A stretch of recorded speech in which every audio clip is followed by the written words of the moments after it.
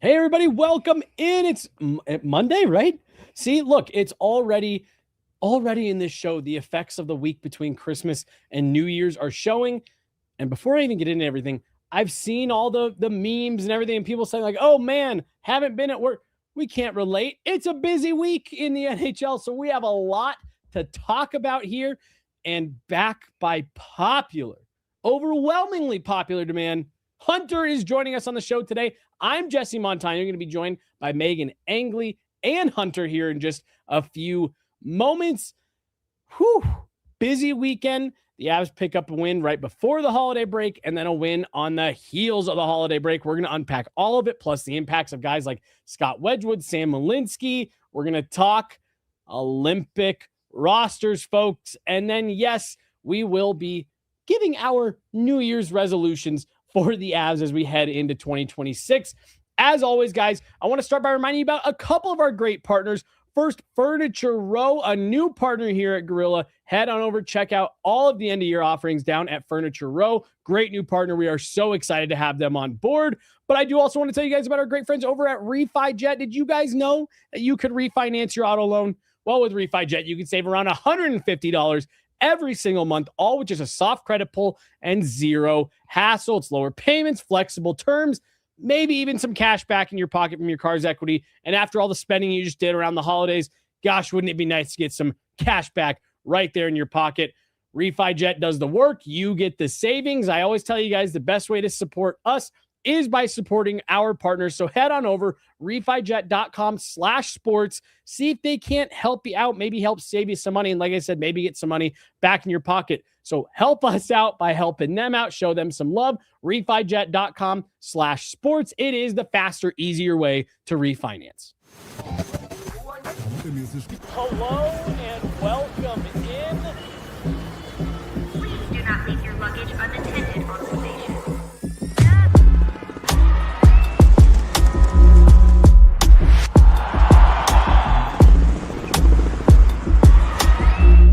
Welcome to the show. Hey, everybody, welcome in Monday afternoon, post-holiday break, Guerilla Sports Off Ice. I'm Jesse Montano. This is Megan Angley, and he's back, folks. He's back. Like I said, I keep telling him not to come on this show because this is just, my days are more and more numbered every time he shows up. Hunter, how the heck are you, man? Good, how are you? Just great. How was your Christmas? Pretty good. Pretty good? I got new shoes. Nice. I got new podcast equipment. Woo! Nice. So I got it in my room. I told you, I'm done. I'm cooked. I'm cooked. Got it all set up, though? Yeah. Nice. Most of it's set up. I just need the laptop so I can get all the editing stuff done. But yeah. There you go. And hey, your new shoes match Scott Wedgewood's new pads. How about that? Yeah, that's a good match. Looking good. Now, look, I'm gonna address it before we get into anything. You may notice this poster here on the table. I tweeted a couple weeks ago at the game. There was a poster that looked just like this being held up by a fan. I actually had another media member come up to me in the press box and they said, "Do you know who that was?" I said, "No." Okay, nosy. But I said, I have a couple Avs fan friends who probably would know. Totally. So I'm not gonna out my sources. No. But we were this pipeline to discovering the identity of sign holders generally, because I had tweeted there was a wedge wall. It was like a flag actually, and I tweeted like, "Oh, this is so cool." They saw it on Twitter, and the fans, and they weighed in like, "Oh my gosh, this is my friend." So, anyways. It is not hard to track down Avs fans and their signs and flags. Avs Twitter, they can help us track it down. So we tracked one down. Hunter wanted to make sure it was on the set because those rosters are being announced on Wednesday, and we are going to talk Olympic rosters and what we're thinking and who might be in, who might be out, how many Avs might be over in Milan. But big shout out to the Avs FBI Twitter conglomerate. The FBI works hard, but Avs Twitter works harder. Yes, it's so true. So true. But yes, at Hunter's request, we've got it out. So there we go.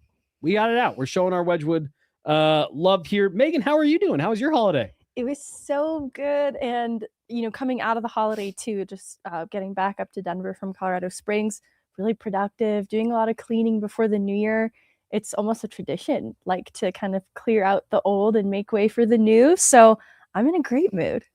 You and I talked about it last week, just like for life. There's just there's a cleansing that comes with the turning over of the calendar into the new year. And so, yeah, it's nice to like, not just, what the heck, not just, resolutions and stuff, but just everything. It's just nice to, with that, I actually think this is going to be a resolution, and I'm already laughing to myself. This is the resolution that I know I'm going to have the hardest time keeping up with. I had a great conversation with Kale this morning about making your bed. how like it sets the tone for your day. And he was saying like it's an easy thing immediately. Yes. Before your day's even started, you've got something checked off the list. Yeah, it's an unsettling feeling to leave the home without making your bed. Oh, are you a make the bed every day person? I am a make the bed every day. It's like leaving a curling iron plugged in. Like if you don't, do the double check that you've unplugged it, you're leaving the house anxious. Like I left my curling iron. Yeah, but your house isn't going to burn down if you don't make your bed. No, but you feel the anxiety of it's unmade and I know it. And it gives you unrest. Oh, wow. But I have a cheat. Hold on. Okay, all right. I don't sleep under my covers. I sleep on top of them with a blanket. Okay, whoa. That's cheating. That's not only cheating. That's just not doing anything. Okay. You're leaving your bed how it is. What do you mean? I was so excited to hear how he was going to end the sentence of that's not. I was like, yeah. Wow. You're not even making it makes your it bed. really easy to make your bed because So, you just have to fold up your blankets. All right. This was not the plan, but it is now. What? Why? I run warm, and so sleeping under the covers is way too hot. So you have display covers. These aren't for use. These are for display. These aren't meant for you to sleep on. I just open my door. I turn it down to 60 degrees. Hold on. I'm just kidding. Okay. About all of I was that. gonna say, hold on. You sleep with the door open? Let the nice, cool night air in. No, none of that's true. Because when I moved in with my now wife, we were just dating at the time. She had a cat. I had never lived with a cat before. Only ever had dogs, and Charlie, the wiener dog, well, he'll just stay nice and comfy right in the bed with you until you're ready to get up. Cats need to roam. Cats like to move around, be destructive around your house. So suddenly, and my wife was like, she was like, oh, just leave the door open. I was like, are you a lunatic? Any sort of demons or ghosts could just walk right in. Yes. Whoa. Yeah. Okay. Yeah. I don't want random, like my brothers will walk into my room if I don't have it closed because they'll automatically think like, oh, he's awake. Let's just walk in. Doors open. Oh, and the monsters. Let's not invite them into my 100% room. correct. Let's not gloss over the monsters. 100% correct. But so we actually we now have this little, it's like a latch on our door that like keeps the door like open enough. Like it's just like kind of like the opposite effect of like the hotel chain latch. Yes. Where like that's meant to keep it closed. This is meant to keep it open without it being wide open. Yeah. I have a patio door with a screen. So when I do like to air out my apartment all the time. I do that. Keep the screen latched the though. screen is latched. I'm not leaving it open overnight. I've done that in hotels before. You have like a balcony, you wake up in the morning like, oops, I fell asleep and that door was wide open. Yikes. Wow. Okay. So I have a fan, Anne. The number one, I'm gonna have to change the title of this podcast to Megan sleeps on top of the covers. I have blankets. Well, it's just the fact that you are recreating the bed covering system on top of the covers. But it's so mobile, you can toss and turn and You know what? You do you, Megan. I'm not even going to criticize any further. I was going to say, why don't you just get rid of but you know what? Yeah. You just make it happen. You just make it happen. I make my bed. That's right. Every morning. That's right. Hunter, do you make your bed every morning? No. See, I don't either. I don't find time ever. Like, why? Like, here's the thing. Would you rather get up, brush your teeth, and actually have time? Because I don't like getting up super early. Yeah. I stay up late. I need my sleep, but I don't like going to bed. And then if I wake up like, oh my God, I need to make my bed before I brush my teeth, shower, like eat breakfast. Yeah. And then sometimes we got to leave quick and I get dressed pretty quick, but like I don't have time to make my bed. I'm coming back to mess it up tonight anyways. That has always been my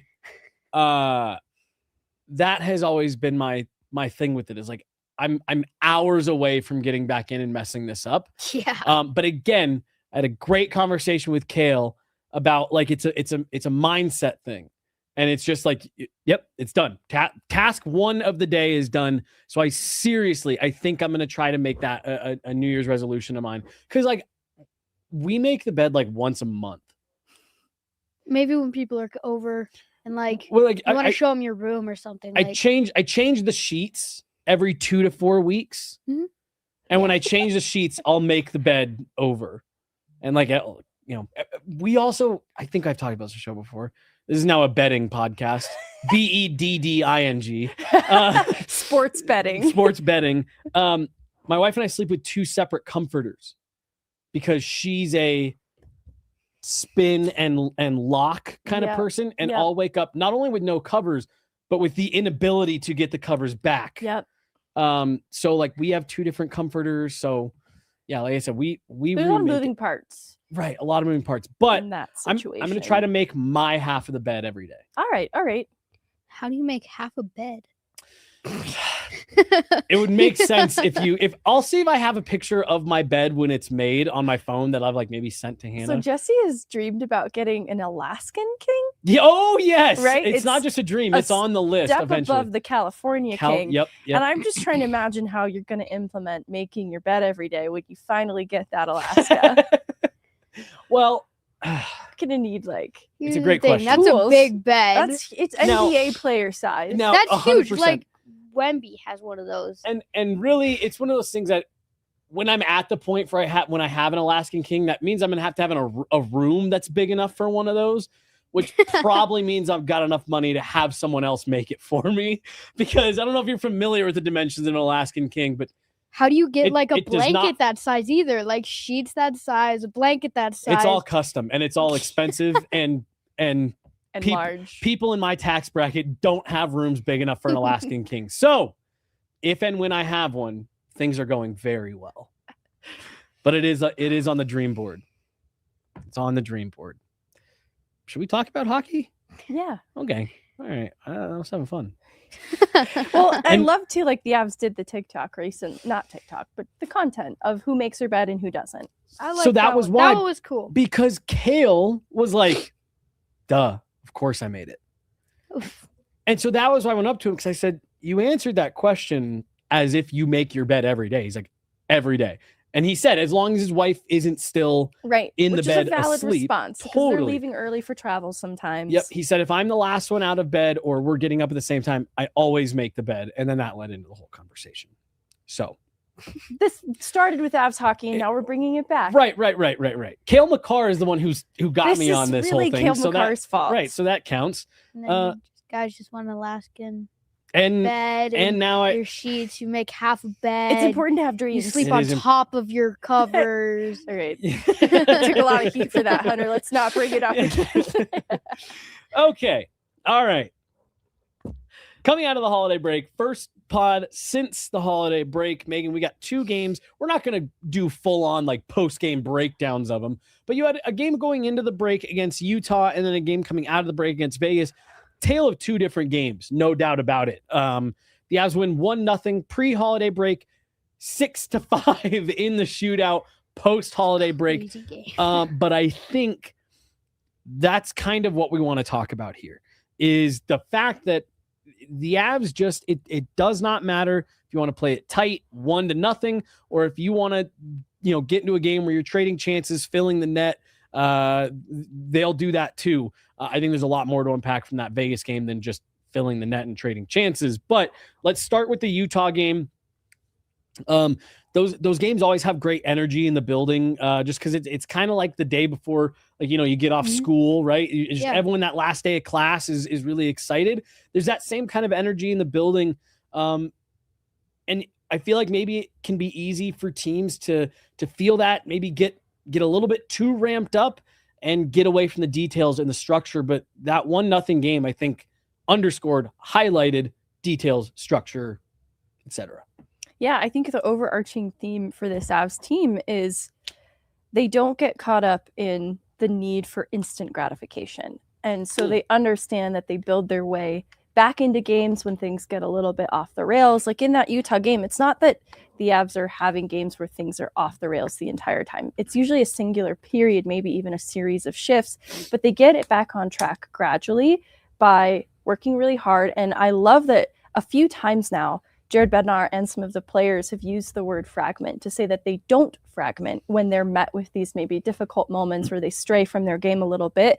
Instead, they unite and work together. And so every line that's going out there is playing Avs hockey. And I would point to those being playoff habits too. And so Utah, this is where the Avs are getting every team's very best right now too. And Utah was no exception in this game. It was a big push from them in the second period. You know, you look at the analytics coming away from the Utah game, they outshoot the Avs, and they're doing a lot between the blue lines to prevent the Avs from getting to their transition game and creating the way that they would like to.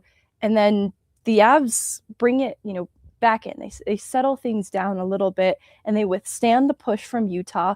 You know, in the final 40 of that game, Scott Wedgewood plays out of his mind. Just secondary on all of this too is we've got a whole segment of this show to talk about Wedgewood because of this. Park a little time too to acknowledge that the Avs, it's not a dominant game from the Avs against Utah.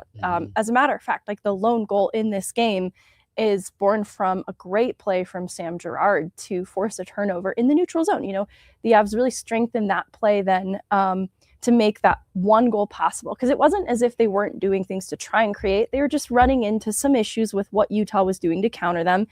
A really important lesson then, because I imagine that this style of hockey is going to be implemented a lot to try and prevent the Avs from creating at will. Like, I think that's why this Vegas game, when we do get to talking about it, is fun, because it's hard against good teams that understand what the Avs do off the rush, in transition, how they like to attack and how they like to play a high possession game in the offensive zone. Teams know this, and so they're going to work hard to counter the Avs from being able to even get to their game. And I think that was true of the Dallas series. It kind of all comes back to that, right? That it's good for the Avs to have low event games like the Utah one, because they're not always going to be able to score in bunches and at will. They just have to be able to withstand the push when teams are giving their very best. And I think that's what the Utah game exemplifies. You just said something that spurred a thought for me. But first, I want to talk about the low scoring, low event. And I got away from it. And now I've done it like 5 times in the last 2 weeks. But I'm going to draw another parallel to the 2022 team.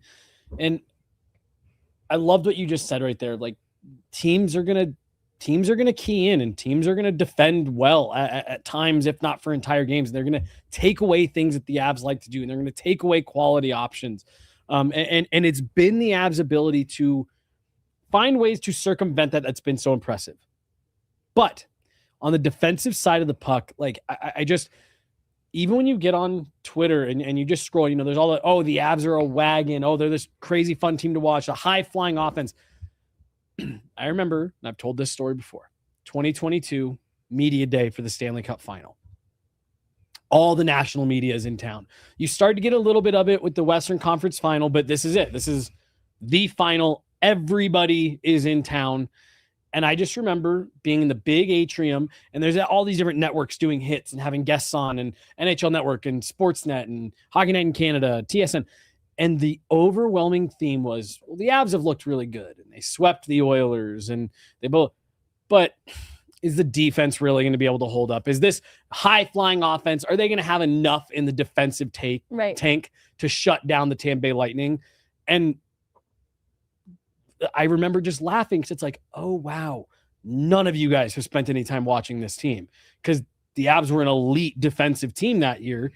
And again, they flexed that again in the finals. And I just feel like we're entering back into that territory a bit here, where they're so special offensively that people are looking past the fact that this is a group that can lock you down if they need to.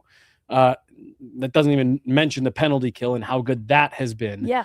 But like that's a 1-0 Utah game where Sam Girard scores the goal, and then it's 1-0. Utah had some pushes, but like, did you ever feel that game was like, oh man, they're on the ropes here, they just got to hold on? No, right? Like they're protecting a 1-goal lead, so it's not super secure, and Utah is clearly making a push, but the Avs made pretty solid work of it. And I had a lot of trust in how they closed out that game, and it starts from the net out too.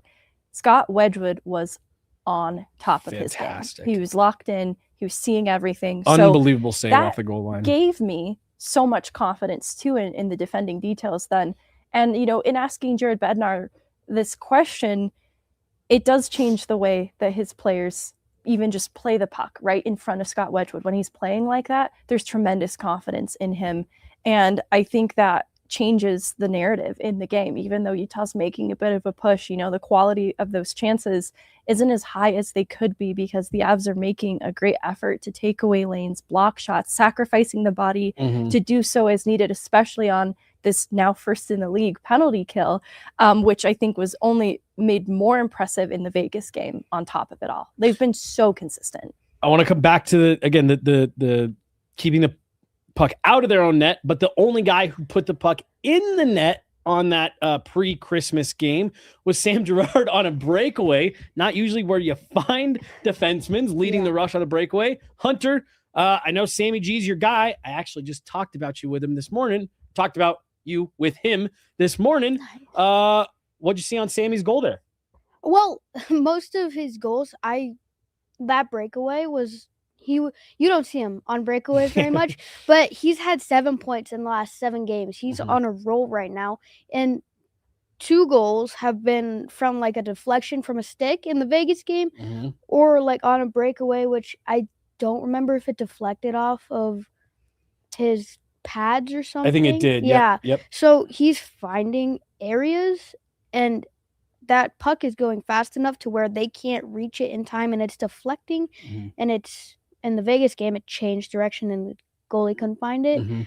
But on that breakaway, it was so fast. The puck went fast that it went in because of a tip that he tried to save. But 10 points on the year, 7 of those. Yeah. From these past 7 games with like 5 assists, 2 goals. He's on a roll as of coming into the new year. And he's a guy that Megan and I talk all the time about. Like his play goes up when he's feeling confident. Knowing him as a player as well as you do when you're watching him, how much confidence are you seeing from Sam Girard right now? He's very confident because I think the whole team is confident with the way they're playing right now. They have 29 wins, and that shootout win, they held on because they know, hey, we're better than this team. We can win this game if we keep playing our game. And Sammy, I think, is kind of feeding off of their energy and confidence. Yep. Yeah.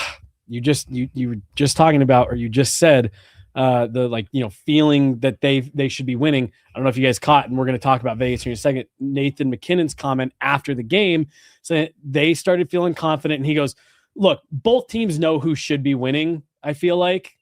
And I just thought that was an interesting comment of like, yeah, we knew we were playing better and we knew we were going to break through. It was the Minnesota Wild game that I wanted to draw a little bit of attention to in terms of a parallel on how it relates to the Utah game.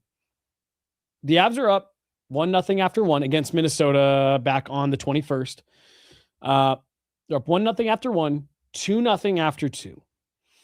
And in that second period, Minnesota really tried to ramp up the physicality, really tried to change the momentum of the game and take the Avs out of their structure.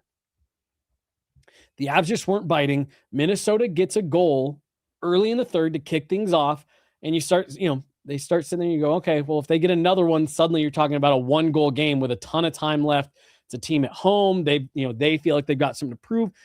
And the Avs just took that game back in control, and they end up, adding a couple more, including an empty netter. But like Minnesota scored that goal. You thought they were going to start to push. The Avs just took all that away. And again, to a different extent, like you said, Megan, Utah definitely got their looks, but I really did feel like there was a level of that game where it's like, it's only 1-0, but you're going to have to really earn the one if you want to get back even in this game. And that's an incredible skill set for a team to have. Yeah, I think that is kind of an extension of what you were saying about the Avs not getting enough credit for being good defensively. Mm-hmm. I think the Avs are so much more dimensional than they get credit for. I think they're more versatile than they get credit for, because it's not just the one-trick pony of Nathan MacKinnon and Cale Makar being sick every night, though that happens. Right. That helps. Depth, right? And so they've gotten the depth scoring in key games. I'm going to count Sam Girard's lone goal in the Utah game as an extension of depth scoring. Absolutely. So they can score from different areas of the lineup. They can score from the back end out. They can score from the bottom six as needed. And the top six guys are going, certainly. They've got goaltending that is helping them on a nightly basis, whether it's Blackwood or Wedgewood going. And so that being said, they're going to ramp up the physicality when they need to. I don't think they're a soft team to play against. It's not necessarily the hallmark of their game, but when met with a more physical period from the Minnesota Wild, they'll answer that and they'll match it. They'll raise their level, right? When met with the play through the neutral zone that Utah made difficult for the Avs, they're just going to, be a little more efficient on the breakout, and they're going to be a little simplified too in what they're trying to do on the attack. And they're going to then also emphasize their defensive details and recognizing it's going to be stingier. That's going to be true of the LA game tonight too. I think, it's possible it's a low event game because of how good defensively the LA Kings are. I imagine you're going to see an emphasis then on the Avs defensive details as well to match that. Well, so let's switch over to talking about Vegas, because I think there's something really interesting that you just said that we saw play out in Vegas. So Vegas, they jump on the Avs kind of early and they stretch the lead to 2-0, and that building was jumping. Which is, historically players say that is one of the tougher buildings to go into from, the noise, the way the crowd gets on you, and the way that Vegas feeds off of that. And you're in a post holiday break game. The Avs traveled, flew in that day, and, you got through the first 10 minutes of that game, maybe a little bit more.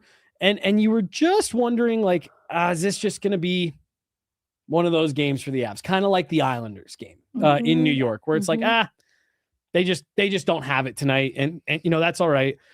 But then you start to see some flashes of it, and you get a couple lucky bounces, no doubt about it. But like, okay, they're working their way back into this game. And then Vegas scores 2, bang, bang, back to back. And you go, okay, well, that's probably it then.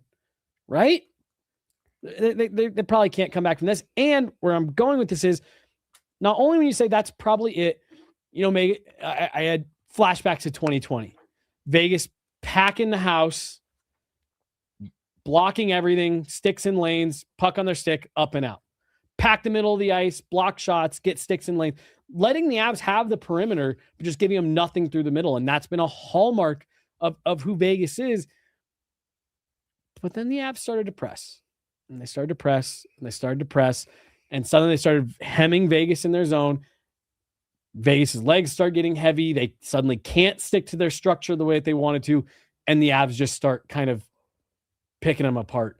And it was just so impressive how Vegas, I thought, was executing a great game plan, had a multi-goal lead, was playing kind of suffocating in their own end, but it was what we've talked about. 4 lines, 3 pairs, wave after wave after wave, sustained zone pressure,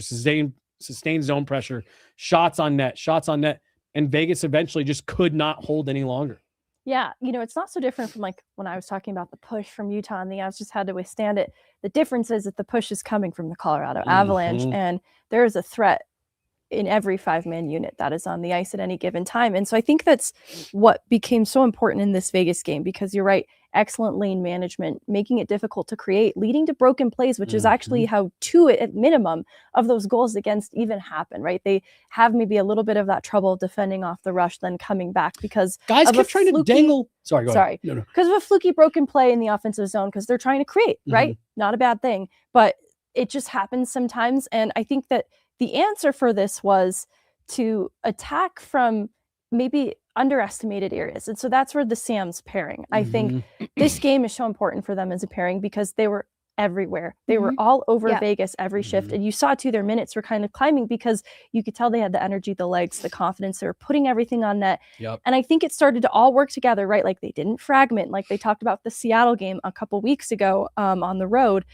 And so you're seeing Malinski putting pucks on net. Val Nichushkin is retrieving them. And Sam Girard is withstanding some stick checks to protect the puck, right? Like he's not necessarily the guy that you expect to be the one that is protecting pucks effectively because you think he might get out-muscled, right? He's not. Like you're seeing the confidence build then in some of these shifts, and they don't all result in a goal, but it's wearing down the Vegas Golden Knights, and it's creating opportunities because it became relentless. Because on this same shift I'm thinking of, it results in that weird Sam Girard goal, but it started because they wouldn't step off their necks, get off their necks. And that's sort of how the rest of this game played out. I was dying laughing because Evan and I were in the press box, and that shift where Sam Girard scored a lot of really nice passing plays, like a lot of great puck movement, but it was like, is someone going to shoot it event? Like great puck movement, but like it needs to go towards the net at some point. And Evan goes, okay, somebody on this line has to shoot. And I said, no, they're going to pass it in. And literally a second and a half after I said that, Sam Girard tried to pass it to the middle, but it like hit his stick weird and we were like, well, hey, that'll work. Like if you can pass it into the net, pass it into the net. I was just going to make the comment when you were saying like, sticks and lanes and it was lean to bro. Two separate guys tried to like dangle Mark Stone. It's like, when has that ever worked? Like for anybody ever? Sometimes you have to put away the frills. And so that's where too, like it was Malinski and Girard just putting pucks on net and guys retrieving pucks below the goal line, battling really hard to win them back. And so you're right. It's not always dangling guys and the fancy passing plays because they're probably going to get a stick on it eventually. And then you're dealing with a rush chance against. And so I think they figured that out. They figured it out. And I'm going to run through some numbers here to do that. But first, Hunter, I want to ask you, just as you're watching that game, you watched the whole game against Vegas, right? What did you think between first period and third period? It was very different for the Avs. What did you think? I think towards the third period, end of second towards the third, they really got going. Like the energy level was higher because they're like, okay, guys, we're better than this team. Like you said, when Nate said, like, we know we're better than them. We're just not playing like we're better than them. And I think they knew that. And they're like, okay, guys, play like we do. It's not like this is a playoff clinching game. Just play your game. Relax and just go relax, play. Yeah. And that's what they did towards the third period. They scored a goal, got tied up. Vegas scored, then they got tied up. And it sent them to overtime, and they got the 2 points at the end of the day. And when Megan said during the Minnesota, when we were talking about Minnesota, they're not just McKinnon and McCarr anymore. They're coalescing to where they're the Avalanche. Okay, not vocab. Yes, seriously. Not just McKinnon and McCarr. Yeah, well, so the whole team. You also he just said something super interesting about like just play your game. Again, going back to the 2020 series against Vegas when you could tell it was frustrating for the Avs. Couldn't penetrate the middle of the ice, couldn't get pucks through. It felt like there was maybe some stick squeezing. And I think to Hunter's point, the group, saying, hey, take a deep breath, keep doing what we know we're good at. We'll find the lanes. We'll get through here. Like, I actually don't think that can be undersold of like, they didn't get frustrated. They didn't fragment. They didn't keep trying to, go one man through Mark Stone's legs and under his stick. It's like, no, just smarten up.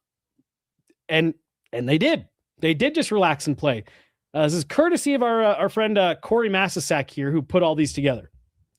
The Avs at even strength in the third period and overtime against Vegas. 45-9 in Corsi, 9-0 in overtime, 17-3 in terms of shots on goal, 83.1% of the expected goals, 100% of the expected goals in overtime. That's on the road, traveling the day of the game against the number one team in the Pacific Division. Further, Arturi Lehkonen scored with 1:57 left in regulation, a 6-on-5 goal to make it a 5-5 game. In the following 6 minutes and 57 seconds of even strength play, 5-on-5, then 3-on-3, the Avs shot the puck 14 times. Vegas, 0. Dominant when they decided to level it up. I think, too, there will be moments in games where they can't get to their game and play Avs hockey. And the way to get it back is that gradual building I talked about, where you have to abandon the concept of instant gratification. That's just not going to reward you in hockey. I think they are able, though, to tilt the ice back in their favor and force teams to play Avs hockey eventually. Like, even if it strays for a period, for a series of shifts, this is what I think is a strength of the Avs, is eventually all roads lead to playing Avs hockey again. Because I do think, too, it gets to a point when they're feeling it and they do get the game back within their grasp, that it is unrelenting, and most teams don't have much of an answer for it. And that's what's been tough, is when the push has been, the other way, the Avs do, and it's sticking to their game, just like Hunter said, and building that back with good process. And it doesn't, it's not always the high-flying offense that people talk about when they talk about the Avs. It's a good forecheck and being engaged in battles, retrieving pucks, and being good in your own end, too, with a solid breakout. And so all of those things, and a strong penalty kill also, just like a really low-key part of this Vegas game. A couple really timely kills. Yes, because, Vegas is a team, especially you look at their success on the power play early in this year, they can be really dangerous. And it could be, quick plays off a draw that a penalty kill doesn't have much chance against anyways. Avs just did great work to win those important D-zone draws on the kill and neutralize what could have been a dangerous power play, and obviously would have changed the outcome of this game completely. I think the importance of Sam Malinski and Sam Girard's game against Vegas was underscored because Brent Burns and Josh Manson struggled. They struggled for large portions of that game. But again, not necessarily next man up, but it's just when to Hunter's point, I love the way he said that. It's not, McKinnon, McCarr, no, this is the Avalanche. When one area struggles, you have parts of this roster that lift them up. That's where I think they can, be underestimated. Like, some of Parker Kelly's goals have come because teams lose track of him on the ice. They're not accounting for him in the interior. And if you're another team, you're like, oh, all right, we got the Parker Kelly line. Right. Catch your breath. Oh, it's in the back of the net. I think the Sams caught Vegas off guard because, especially Malinski, he was shooting everything that touched his stick. And Girard, they play so well with each other. They're very complementary because they're such dynamic skaters that there's a lot of movement, right? Like, they can activate, drive a little bit deeper, but they can pull back as needed and defend. And so I think the OT shift from Malinski in particular stands out.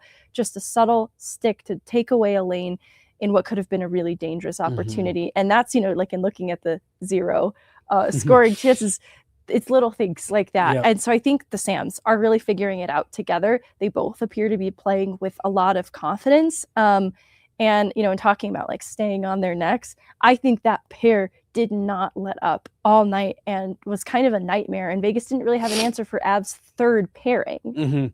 Well, and Hunter, do you, once the Malinski, because a lot of guys have used the word confidence when talking about Sam Malinski, to Megan's point just now about they kind of maybe surprised the Vegas Golden Knights.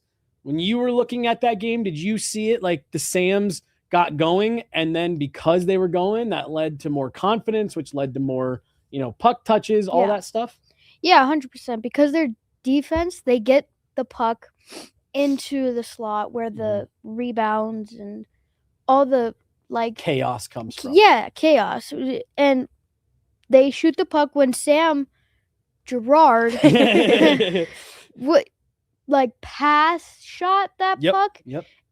There's so many players in front of the net that it's screening the goalie at the time, I think, was Carter Hart. Mhm. It's screening Carter Hart, and the sticks are just in the way, and he's trying to get it down in the slot, but it goes off, and it kind of gets the team going like, guys, just throw it at the net. Yeah, Something will that's a great happen. point. The rebound will get to someone in the slot, or it'll get tipped like from either one of us or a Vegas player like Mhm. Sam's goal did. Yeah. Malinski's goal that Nathan McKinnon ensured went in Yeah, the net. yeah. But you're exactly right. Yeah. Like, Mhm. well, McKinnon knows Malinski's putting that on net. He's Mhm. going to drive to the net. He's getting there to ensure, if there is a solid rebound, he will be there to make sure that's a surefire goal. I'll say sure one more time. I was laughing watching it because it's like, that's probably one where you can box out and it's going to get over the line. But I'm sure that's also because you see guys do it all the time where like the puck will go in and come back out so fast they'll put it right back in the net. I'm sure that's just such an instinct of like loose puck, put it in the net. Yeah, and you don't want it to be the moment too where you miscalculate and it's actually not going in the net clean. Right. And then you're not there. You watch it and then suddenly someone's able to. Yeah. So, anyways, I'm just giggling a little bit because it's exactly how Hunter just drew it up, right? Mhm. Like they built a confidence in knowing Malinski and Gerard, they're going to put it on net. We just need to get there. Yep. Carter Hart, good game. Still gives up 6. It's a shame. Before we move on to, so we're going to talk about Sam Malinski and Scott Wedgewood and their roles in that game. I want to just address this comment here on Ross Colton. Jesse, what is wrong? I think he's gotten thrown back into the. Did anybody go to McDonald's and get the Grinch meal around Christmas? I've never heard of it. Did you? Yeah. See, I also got I wear the socks like every day that week. Nice, good.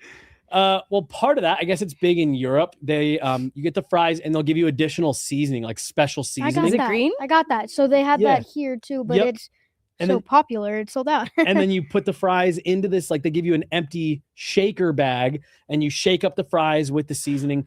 I think Ross has been dropped into the shaker bag in terms of his role, what's being asked of him, his position even right now. And I think it's led to some inconsistent results, which, Megan, when you and I talked to him at the beginning of the year, that was my number one takeaway was this was a player who's looking for consistency and is looking for a role. And I think he was thriving when he felt, hey, I'm in a role that I know I'm supposed to be in. I'm playing with line mates, not even that are just, that are good, but that are consistent. And I know what to expect and they complement what I do. And I think he's a victim of being too much of a utility player. Like he can do a lot and that causes him to get moved around at times. And I just think he's a player that I think thrives in consistency. Yeah, I think the way that he likes to create is in part because of what he likes to do on the forecheck. And he's more effective on the forecheck off the wall. And so down the middle, he's still really committed to the defensive side of the puck. This is, an aspect of his game that I do enjoy. But he's not able to create quite the way that I think he likes to. And I imagine, too, there's always a lot of speed, some quick attack off the entry, off the rush. And I think what's happening, too, is because he's sort of the driver of that line, it's just, again, it's a shaken up thing. And what stinks, too, is I don't think his game is bad, but it's not offensively as impactful, I think, for the reasons I just said. And so it's hard because I do think right now the way the bottom six is constructed isn't as effective as it could be. It's still really good. I think that it will probably look different even in a month's time, because this feels like it's just kind of biding time and trying out some new things too. It's important to still revisit Ross at center because in a pinch, you might have to lean on that. But otherwise, I don't think that's ultimately where the Avs would like to utilize him because they can get more out of him when he's a winger. I think that's what, the road will lead back to with Ross Colton eventually. And I think that the offense will match up. It's just hard because I really liked him on the wall with Brock and Val, but it just means so many different things for your lineup. When you're juggling like that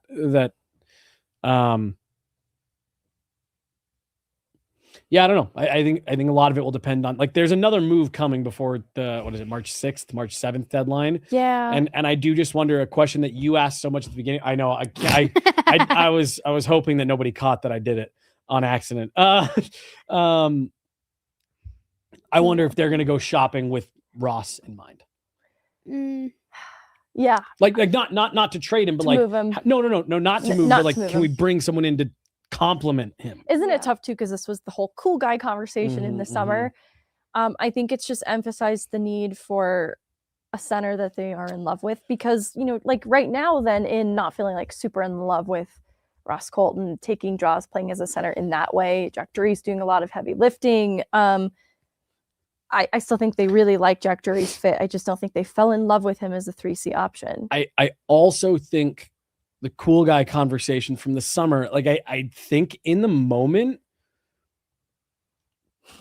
we were kind of saying, like, you might need a couple guys there. Right. That was the biggest issue with Kiviranta. No issue with Kivi specifically. It's like, Kivi's a winger. You kind of needed center depth. Oh, hey. All right. Well, that's why Danton Heinen didn't get claimed. So you said picks, but I was beginning to say, I wonder if any of the guys from yesterday who cleared waivers are part of the deal because of Pittsburgh and Danton. But anyways. Yep. Sorry. There was a trade. It's fine. And you know, Gavin Brindley kind of, I think, papered over that, but like, just calling a spade, the shine has come off a little bit on Gavin Brindley since coming back, I think, from this most recent injury. Not that he's been bad. He just hasn't been jumping off the ice to me like he was pre-injury. And he did something again in that Vegas game where I was like, whoa, he like made a run at Keegan Colasar. And it's like, brother, I love it. I love the mindset, but careful out there. Yeah, I actually think maybe too that's part of the equation and like why this has been maybe some shuffling in the bottom six, because Gavin Brindley's surprised, and it's like one additional winger in the rotation then to consider, keeping in mind, like, yeah, Bardakov, a center option, is also in the mix here, but they've liked what Gavin Brindley has provided, different from the others, that he's entered the conversation, forced himself to be a part of it. It's kind of a fun problem to have. It'll be a lot less fun, though, if it persists. They're going to need trusted, reliable center depth. And look, this is like, oh, my steak's too juicy, my lobster's too buttery. This is such a silly, these are champagne problems. It's a good transition too for our New Year's resolution for the Fs. Because like they still are really good line by line. You still don't hate the bottom six. Yeah, and it still gives teams trouble. Definitely not. All right. We don't have to spend a lot of time on it. We've talked a ton about Scott Wedgewood. We're going to talk about him again when we have the Olympic conversation here in a few minutes. But I just wanted to address it because I saw a lot of people that were a little confused or just wondering why Scott Wedgewood got the start again coming out of the Christmas break when he started the game against Utah. To me, Megan, I think that was a reward. He was outstanding against Utah. Probably a massive, if not the biggest reason they won that game. And I think that was Jared Bednar saying, like, yeah, you had our backs that night. We'll give you another one. He needed the team to help him out, but that's all right. He's been fantastic. And thankfully, too, this rhythm with the goaltenders, because Mackenzie Blackwood was injured to start the year, it gave a lot of time and opportunity to Scott Wedgewood to really impress, right? But even with Mackenzie Blackwood returning to health, I felt like the rhythm between the starts for both goalies has felt very seamless. I haven't felt like, goalie controversy. You know, that start was certainly supposed to be Mackenzie Blackwood's. And you feel, too, just in watching them together, that there's no weirdness between who's getting starts and when, because I think they're being distributed very fairly. And both are, you know, games that are being given to give confidence and trust to the goalies. So I view it as a compliment basically with every start, right? And I don't see like, I really would have started the other goaltender for this game in particular. It's worked out really naturally so far. And I hope that continues. I don't have any reason to believe it won't.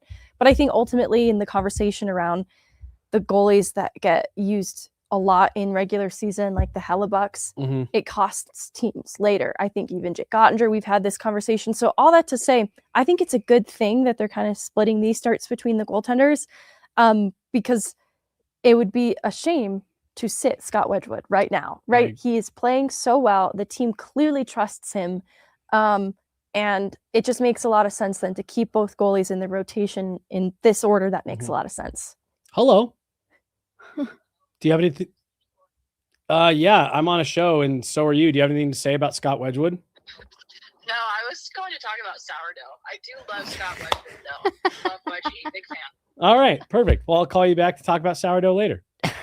Great. All Love right. you. Love you too. Bye. About the bed situation.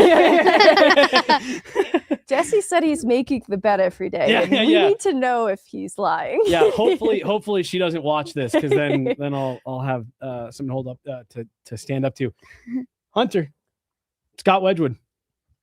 Give me your thoughts. Give me all your thoughts on Wedgie. Like I said last week, take him over Bennington any day. But he has been a solid goalie like that. 37 save shutout against Utah. Utah's not a bad team either. No, they have not. a bunch of great players on that team. And like you said, that's why he got the start in Vegas. And it came out with a win, and shootouts. Avs haven't been historically great in shootouts. That's a fair point. Wedgewood was really good in that Vegas shootout, along with everyone in that whole game. But I think Wedgewood, again, is really good in the past couple months. I think, and you, I think tweeted something about it, but it goes back to when he got to Denver. This is not an anomalous thing that we're seeing to start this year. Yeah, and I think, in talking Team Canada and why I still think that he deserves to be in the conversation. I think the cultural difference that he makes. He's a very easy teammate. I can't, obviously speak from personal experience, but you see the relationship he has with his teammates. They love playing with him, for him, because he's high compete. And so he's going to battle in net for you all night. And I think that goes a long way when you're competing for something really important like an Olympic medal. So I think just the attitude that he has and the way that he rides the highs and the lows of a game, he doesn't get too low when things are not quite going his way. He stabilizes really quickly and has a high compete. So I think all those things put together point to not just a goalie you want in the regular season, but a goalie you want in intense situations as well, because I think he manages them very well. I completely agree. All right. Let's talk about the man of the hour, Sam Malinski, and we're going to kick it off by hearing from a couple of his teammates. I'd like to think the blue line plays a key role. We all do, but no, Sammy's been exceptional. He's fun to watch. It's exciting to see kind of where his game's grown to this year, and I think he's still capable of another level, which is an exciting thing. So for him, he oozes that confidence right now, and it's exciting because he's carrying the puck and finding different ways to facilitate, and then also different ways to create offense for himself. And so his competitive nature is really high, and we're lucky to have a guy like that. That's for sure. Yeah, they were awesome, making great plays, good poise. I think especially Malinski has been so good this season. I just feel like he's getting better every week. For him, I think it's just a confidence. When he's confident, and he can do a lot of things in this league that a lot of players can't. So he just needs to know that he can do it. Confidence. I thought it was interesting that both Kale and Nate called that out, saying yeah, you just, be more confident. I almost wonder if that's something where they're all in that locker room, you're really good. Act like you're really good. Yeah, because I look back at the kind of stagnant period last year where he sat a couple games. I don't think his game was a liability at that point. It just lacked a little bit of pop that he'd started the year with. And he came back from the break really confident, and his game elevated. And I think, coming out of this holiday break, really similar thing. But he's building on what's been a good training camp, a good start to the year, and it's just continued to rise from that point. So I get excited because he's not, a conventional prospect, but to Kale's point, there is another level. It just feels like he's not even at max confidence, but you can see what he's doing just with the confidence rising. And it's really encouraging for his trajectory, getting a little bit ahead of myself. I think that his future role in this league is a second pair guy. I agree. He's even, had some games where he's played in that role, especially last season. And, maybe that was a bit premature. I'd love to see him get those kinds of opportunities gradually through the rest of the way here, because I think that's what he's building to in terms of his impact, his ability, and it'll really be tested with more quality matchups. And I think that's just kind of the next step for him, because right now what he's doing is great in the, I'll put in quotes, limited minutes. But I think that the way that Jared Bednar has been deploying his D-core has been more balanced than we've seen it in a couple seasons, and a lot of that's health. I completely agree. Let's hear from Sam Malinski after the game in Vegas on Saturday. Nate just told us he feels like you're getting better every week. What does it mean to hear that from someone like It means a ton. I mean, he's our, one of our captains and a guy I've, looked up to for a long time. So, it means a lot for him to say that. Yeah, I mean, just kind of a nothing play where I'm trying to chip the puck up the boards and face just hits the glass. Like you and Sam, like we talked about this morning, you guys were really feeling it today. You guys going like that? Is it just a confidence thing that you just keep it up like that? Yeah, I mean, it kind of depends on the game. Like some games, it seems like it just flows really well, and pucks are popping out to good spots, and we're supporting each other well. But yeah, like Sammy G just skates so well that makes it easy on me a lot of the time. What's it like being at that moment in the third period where you guys haven't had to chase that much this year, but just the offense just starts coming in waves like you? Yeah, I mean, even the second period, I felt like we controlled the play a lot of it. So we didn't really change anything, kind of just stuck with it. And we know being down 2 goals, we know we can come back from that, so just stuck with it. What is there anything you can said in here? Does anything need to be said? Like you said, you guys don't have the ability to come back? Yeah, it's not like anything really big needs to be said or anything, but Landy's always, keeping the room calm and collected, so that's definitely good for our group. How are you feeling about your game right now? I feel good. I mean, before break, maybe I was not playing my best hockey, but was able to mentally recharge the past few days, and I just want to have a good month here leading into break. And what? Was Sam Malinski. You've talked so much about it, Megan. I think on top of everything he's doing well, just an outstanding culture fit. Oh yeah, like I imagine conversations about an extension, it would be foolish for the Avs not to engage in future conversations. I think, you look at Brent Burns, 40 years old, you're going to want the depth on the right side, and you don't want to have that be a trade piece at a different deadline, like, Sean Walker going back a couple seasons. Like, you've got this homegrown fit stylistically, and then just high character guy who is really great on and off the ice. It makes so much sense for a team with a lot of other high character people like Cale Makar. Sam Malinski is eligible for an extension on January 1st. Hunter, before we move on, do you have any thoughts on the other Sam Malinski? He's playing like you said earlier. He's shooting everything that comes to his stick, and I think it's good. And he's getting points from that mentality. Like, get it to the net. It might go in. It might get. I might get an assist. Generate a rebound. Yeah. Yeah, and that's kind of what's generating the goal scoring and the wins. Because without getting the puck in from him shooting, like you said, they pass a lot, and when it hits his stick, it gets it in the slot, and they rebound and score, and that's what you want from a defenseman. 100%, and we felt that was something that he had maybe gotten away from a little bit in the first part of last year when it didn't quite look like what we had seen. It was maybe a reluctancy to do some of those things that are natural tendencies for him. So yeah, I mean, I agree with Nate. He's getting better by the week. Yeah, I think he's, good defensively too, in a way that deserves credit. I I think he's playing a little heavier, more physical this year too. So that's earning him a lot more trust. And I go back to that play in OT.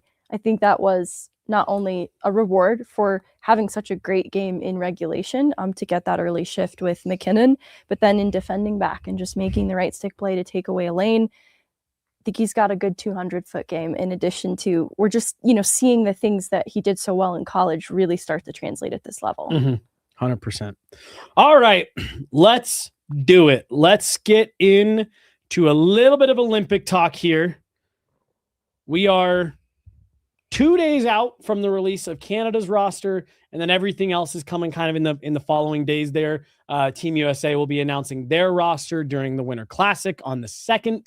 But I think it's pretty safe to say I don't think there's anything changing here over the next couple of days. I think these rosters are set internally. So I like we were kind of laughing and joking in Vegas saying like, oh, is Jared giving him this start here like a one last bid to get Scott a look for Canada? Like I think these rosters are set. I don't think there's anything that's going to change that over the next couple of days. We know Nathan McKinnon's going. We know Cale Makar is going. We know Gabe Landeskog will be there for Sweden. Let's start with Canada. Do you guys, Devon Taves, I think is a pretty safe bet. Yeah. I think everyone would be pretty blown away if he didn't make it. We also know Marty Netchis is going for Czechia. Yep. Really, it comes down to the goaltending for Canada. The Avs have 2 Canadian goaltenders, and I think, truthfully, Canada could take either. Or both. Or both. I think that might be because, how it's almost guaranteed that they're going to put Taves and Makar together. Mm-hmm. I almost think it's the same situation with Wedgewood and Blackwood. They're both work together really well, and if they're both really good goalies, and that's why I'm like both of them could be in, and Canada doesn't have a great goalie pool. Yep. So let's talk about that. What Hunter just brought up, because I think this is what makes the conversation interesting. I think if you were purely going based off of who has been the best goalies this season, I think you would almost have to take Wedgewood and Blackwood. Yeah. However, we all know that's not how it works. And I think the goalie throwing a wrench into all of this is Jordan Binnington. I think if you're asking me purely based on merit and how they've played this year, it should be Logan Thompson, Blackwood, Wedgewood. Yeah. But I think Jordan Binnington is going because he played really well in overtime of 4 Nations and won them a gold medal. So I think Binnington's going. I based on what I've heard from what Logan Thompson's camp has done in kind of making their case as to why he should be there, I think Logan Thompson's going. And then I think that it's going to be one of the Woods. Yeah. I don't know which one. I do wonder, I think 2 things. I think if Hockey Canada looked at it and said, well, do we want to see if we can bring a guy that we think could maybe take over and be the starter by the time the medal round comes around? Maybe they go Blackwood. If they're looking for a guy who's like, this guy may not play, we may get him in a round robin and we'll see what happens. To the point Hunter was making earlier, I think if you want a guy around who's going to be good in the room, if you're going to roll with Binnington the whole time like they did at 4 Nations, I think you take Scott. Yeah. And that's not me saying that I don't think Scott can step in and be a starter on that team and give them quality wins and play meaningful games. I just look at how they handled the 4 Nations tournament and they brought 3 goalies and played 1. If that's how this coaching staff is going to handle things, I don't know. Maybe you would like a guy like Wedgewood who not only isn't going to make waves, but in fact is going to be the most vocal supporter on the team. I would also think about the decision makers in the team because they have a the Blues GM Doug Armstrong picking Team Canada, I almost think that is one of the factors of who they're going to pick, because again, he is the GM of the St. Louis Blues. Maybe they favor him over Colorado with the Woods because he likes Binnington, the way he plays, and more doesn't think about the numbers. Like, because Binnington is save percentage is .870. Yeah, he's had a bad year. And 23 games. The Woods are above 900. They're like in the 920s. Yeah. Yeah. I don't know if Scott's may have dipped after that Vegas game. I do think that is a factor with the Blues GM picking Team Canada along other GMs. For sure. He's sitting at 919 on the season now after the Vegas game. Dropped just below. Just below. So I do think that Hunter is onto something now. I'm not in that room, so I kind of hope that what I'm about to say isn't the case, because I don't think it will be putting their very best foot forward. But I imagine that being weighted in this is familiarity. And a little bit of trust. Then I think specifically there's going to be value added to Stanley Cup final experience. And this is where both the Woods don't quite have that starter in a Stanley Cup final experience the way that Kemper and Binnington do, and Logan Thompson. So, well, he's dealt with a lot of injury down the stretch for Vegas. But that being said, I think that Logan Thompson has the edge just in, you look at seasons back to back. He's been outstanding. Been unimpeachable. Yep. And then that's where Darcy Kemper too, like his past 2 seasons have been just fine. And so I think adding in the playoff experience at the Stanley Cup that he has to his name, I think that bolsters his case. Now, you know, the recent track record, Corey Masisak had a great tweet, save percentages of NHL goaltenders since November 13, Mackenzie Blackwood 933, Wedgewood 931, Kemper 926, Thompson 907, Binnington 867. And again, you know, we kind of you guys keep walking into that. Twice you could just say 67 and I would still do it. At the top, that it's not as simple as who's just playing the best right now. But I think, interestingly too, I'd be curious your guys' thoughts. Like, is there some benefit to it not being Blackwood or Wedgewood? Like, they will get rest. For sure. I think Wedgewood deserves it, though. Well, and that's my thing is I just think you've got and truthfully, like it's hard because I'm totally with you. I think Scott Wedgewood really deserves it for what he's come out and done this season. And I also think Mackenzie Blackwood deserves it because like he's looked outstanding in the games that he's played. Like he's looked just rock solid. But again, like I sit there and I go back to like you're talking about 2 weeks, 3 goaltenders. Someone, even if they don't, you know, whoever they take, someone's going to get the short end of the stick. It's just the way that it goes. And knowing if you are Canadian management, knowing, hey, we might find ourselves in a situation where one guy doesn't play or only plays once or whatever. I don't know. Maybe that's just something where they look at it and go, okay, well, who do we bring in the room that not only is unbelievably deserving to be here because of the numbers they've put up, but is just going to be a great guy to have around and that guys are going to want to play for if we find ourselves in that position where that's who we're going to. Like I said, I think that underscores it. If you're going based on the numbers, it should be both of them going. Right. It should be both of them. And then if you absolutely have to take Binnington because he won it for you, because the Blues GM is you know one of the pickers, one of the selection. Yeah, I guess is he the GM of Hockey Canada too? Doesn't matter. He's on. You know, he's in management. Like, okay, if you absolutely have to take Binnington, I think you take him and you take the 2 Habs goalies. Yeah. But like I said, that's how we all know that's not how life works. And so I don't know. It's going to be really interesting to see what they do. I'm anxious to see. And I do also think there's a world where neither of them go. And I do think that that's its own blessing in and of itself. We'll see. Yeah, we'll see. We will see. Okay, let's just run through here really quick. Are there any other players that you think could end? How many Avs could end up at the Olympics, I guess, is the question here. Most of the team, if I'm being a little honest, like our roster is pretty stacked with national, like we have many different players from different countries, and they're all really good.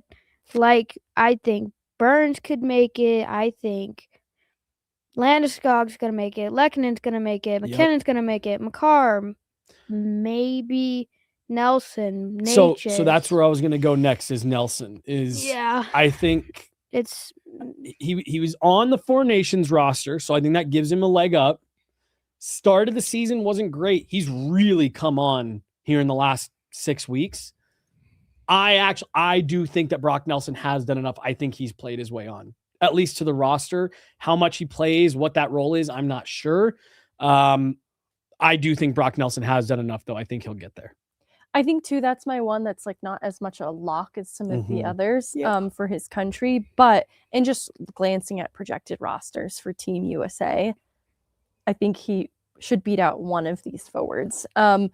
Just based on not only what he's doing in his last, 20 games, 25 games, but also his veteran experience generally. And I think those things can't be understated in a tournament like this because it's a format where big games, every shift counts. I think you want a guy with experience, leadership, calm under pressure, like Brock Nelson. In addition to, he's just playing really great two-way hockey right now. The production's really started to come together in his game. So I think that he's a triple threat in a lot of ways. It'd be foolish not to include him. Right. And again, you always have to keep in mind that like they're not just taking just enough guys to play. Like there's going to be some extras. I think I completely agree. I think Brock Nelson has played his way at least onto the roster. We'll see what happens when they get to Italy, but we'll see.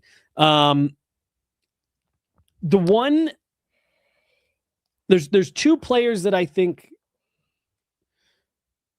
I guess three if you count Brock, because I think the Avs have a bunch of locks and then a bunch of guys who are like, yeah, they won't be on the roster. And then you have a couple fringe guys. So everyone that you listed, Makar, Taves, McKinnon, Landeskog, Lekkonen, locks, Netchis. You got six guys who are going to be there.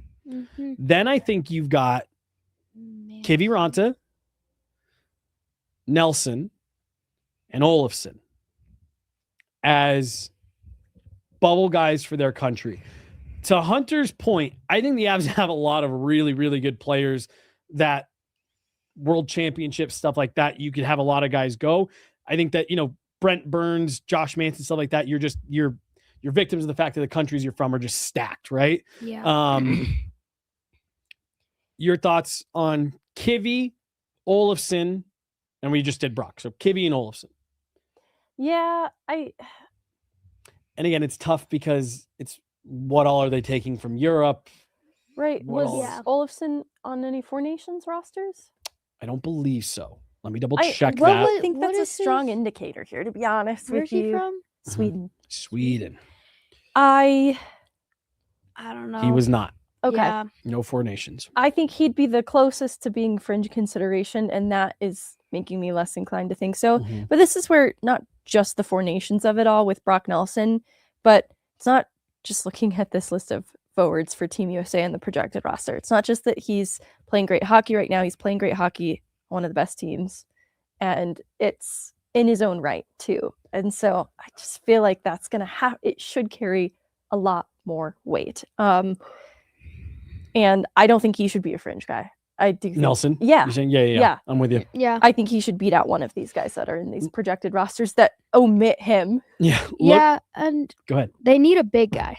It is a national stage. Remember last year, 3 seconds in, 2 fights, like Brock Nelson fight. Yeah, like it's him and Tom Wilson that I think are the two big guys that they're gonna bring in for like hits, being physical with everything. And that I want to say the same for Burns. He's a little fringy, but he's also a big guy and a defenseman that can get the puck in front of the net. And That's why I think most of our guys are locks and fringes. It's a weird. Hunter just wants to send the whole roster over there. And you know what? Send them all. Send them all. I mean, I support except for Choo-Choo. Hunter. Well, and that is the other thing to mention. Val Nichushkin, that would be a 7th that is going for sure. Russia not at the Olympics this year. I did find it interesting because they've let them compete under the Olympic athletes from Russia flag the last couple cycles, but they're not this year. Just interesting. And, I just pulled up because, again, I feel like Sweden, Finland used to be made up of a lot of NHL guys, but then you'd have some Liga guys in there, some SHL guys in there. Jesper Bratt, Leo Carlson, William Eklund, Joel Eriksson Ek, Philip Forsberg, William Carlson, Adrian Kempe, Gabe Landeskog, Elias Lindholm, William Nylander, Elias Pettersson, Lucas Raymond, Fabian Zetterlund, Mika Zibanejad. There's 14 NHL forwards right there. Mm-hmm. Could you throw Olofsson's name into that mix? Maybe. I don't know about Pettersson. That's one of my things. Like, he hasn't been performing as much as he has in the past years lately. I don't know if it's because of the Quinn Hughes trade or just because it's an off year or something like that, but I don't think Pettersson makes it. 7 goals, 19 points for Victor Olofsson, 8 goals, 22 points for Pettersson. So, like, they're in the, I would say Olofsson's been quiet, so has Pettersson, but Pettersson is expected to do way better. And he hasn't. It's like he's getting points, but he hasn't been as performing like as he has been. How many points for Olofsson? 19. Fabian 3 Zetterlund, points off. 17 points, 9 goals, 8 assists. What about what's William Eklund doing? Because I thought that was another. For what it's worth, I like both of these players. Right, I'm not trying to pit two divas against each other. I'll say I'm 24 points, 9 goals, 15 assists. So I think, again, maybe Victor Olofsson finds his name in the mix a little bit as an extra. I could see it. I'm not going to talk me into it. Maybe if like an injury, I do see that happening. Yeah. Because as you're running through that list too, that's what's going in my brain is how many of these guys are healthy right now. Bedard's like not I think Jack Hughes is healthy-ish, but I don't think he's 100% with his hand. I don't know. Not like I'm not trying to yeet him out of the equation for Brock Nelson, and, but and it's not like they're happening next weekend. You're right. There's some time. You're February, so right. Every player could get really injured. Like, I don't know about Barkov could be in the mix with the way he's going right now. But then again, I'm gonna say, like, what if McDavid tears his Achilles? Oh, no. Jeez. Hunter throwing all kinds of grenades out there. Oilers fans, look away. Finland, I think Kivi. I think that's kind of a long shot. There are a couple names on here. Patrick Laine is hurt. Hedman is hurt right now. Oh, really? See, and then you got like where'd it go? Etu Luosterainen from Florida. Like I don't know. Maybe again. Kivi finds himself in the mix as an extra guy there, but yeah, I think like Luosterainen's more of a solid third line player for Florida, and Kivi's a little fringier. Both good teams. It's hard to crack those lineups. My guess is the Avs are going to end up somewhere between 6 and 8 guys in Milan. Yeah, and Bedard is not skating right now. He just got injured on December 12th. Yep. They don't know his timeline. I don't know. You were saying you don't think Macklin or Bedard makes it. I think Macklin makes it. I think Macklin makes it. I thought Bedard had an uphill climb to begin with. Then he got hurt. Yeah. So I don't know. He deserves a little joy. And here's the thing. I remember last year he broke his jaw. And he has the bubble, and he didn't. He played better with the bubble. I don't know why, because he's young. He's very young. Because he knew no one could punch him in the face. Yeah. I'm just kidding. Shots at Bedard. But I don't know. I think because it is a physical game, and he's not a huge player. And I think that was one of the things that everyone was saying as he was going into the draft. He was 17 when they drafted him. Mm-hmm. He's tiny. He's not a huge, big guy that's been in the league for 17 years. I don't think he makes it. He doesn't. I think he's too small, and I think he would not fight. I think he's one of those guys who wouldn't just stand back oh, I don't want any part of this. But I remember McKinnon in Minnesota a couple years ago fought. I think most of the guys on that team are ready to do whatever it takes for their country. Mm-hmm. I agree. All right. Let's round out today's show. It's been a long one, folks, so thanks for sticking with us. We're gonna rapid fire here. Do you have a New Year's resolution for the Avs? I really didn't want to go first. I hadn't thought of it. Okay, I'm all so right. sorry. Hunter, I'm do you so have one? Sorry. We have too many regulation losses. We just need no, but actually, I think we need to stop sending it into overtime and just win in regulation. I get that we're getting the point in overtime, but I think it's too oh my God, are we gonna lose? I think we just need to lock in and just get these done in regulation. Fewer overtimes for Hunter's resolution. Do you have one, or do you want me to go?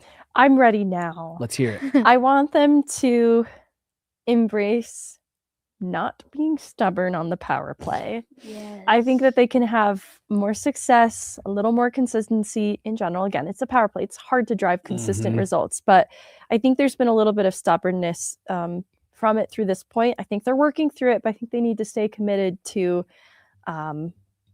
not forcing it too much. And I think that leads to some overpassing and in search of the cute, perfect plays. And sometimes they just need to simplify it. I'm gonna piggyback off that. And my New Year's resolution is for them to shoot more. I'm not all the time, but you need to shoot a little bit more. Yeah. And I think Hunter's shoot it guy over here. Shoot it guy right here. Hunter has underscored it today with different examples of putting pucks to the net. Good things happen. So more of that. More shooting. Let's see it. Less stubborn. That's going to do it, folks. We'll release you from your hour and 22-minute session with us here. We'll let John out from behind the glass. Is that Ashley back there? That sounds crazy. John. All right. Yeah. Big shout out to John for hanging in there with us for a long one. Hunter, thanks so much for coming back, dude. Yes. I think we've already got you scheduled for your next visit next week. Hopefully back for Pyramid Day on Monday. Yes. Yep. We got that should be a fun one. Pyramid coming next week. Sam. We won't. The Sams. Sam. Yes, both the Sams will be well represented. He's Hunter. She's Megan. I'm Jesse. Thank you guys so much for hanging out. We got game night content coming your way tonight as the Avs take on the LA Kings from Ball Arena. We will talk to you guys later. Thanks so much. Have a great week. See you later. Happy New Year, everybody. Bye. Bye.